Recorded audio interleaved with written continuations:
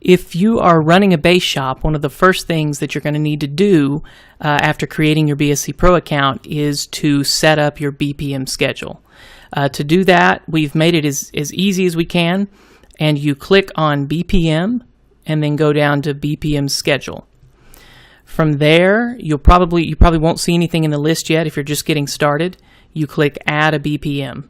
This is a listing. This will be a listing of any BPMs, even one-time BPMs or special meetings that you're having.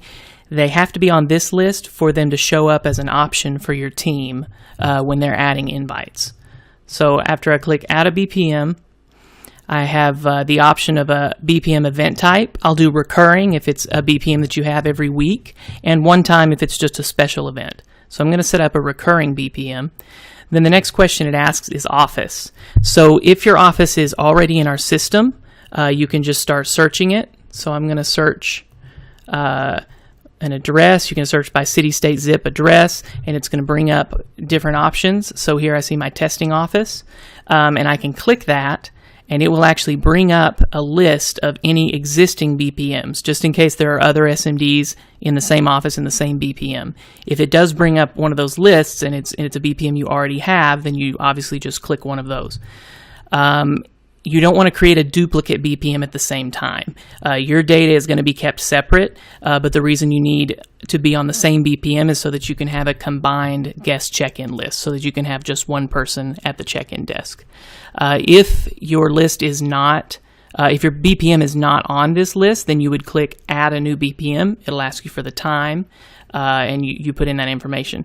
Now for this test, I'm actually going to show that what if it was an office that's not in there. So if I put in my address and I'm not seeing it here, so I know, okay, I need to add my office. So you go scroll to the bottom of the results, and it says office not here. I'll click to add, and it brings up a new pop-up. I'm going to say it's a permanent office. I would say temporary office if it was a one-time event, like if it was at a hotel or a conference center. So I'm going to put in my street address, and let's see if I can put in information here, and we'll actually do a Beverly Hills office,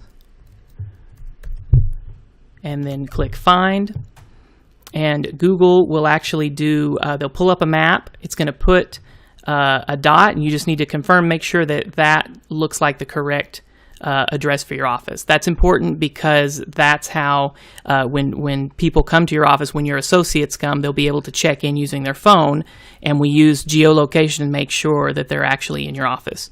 So make sure that point is there. If it's not in the right place, there may be some updating. You can contact support and we can help you. So I put that office in.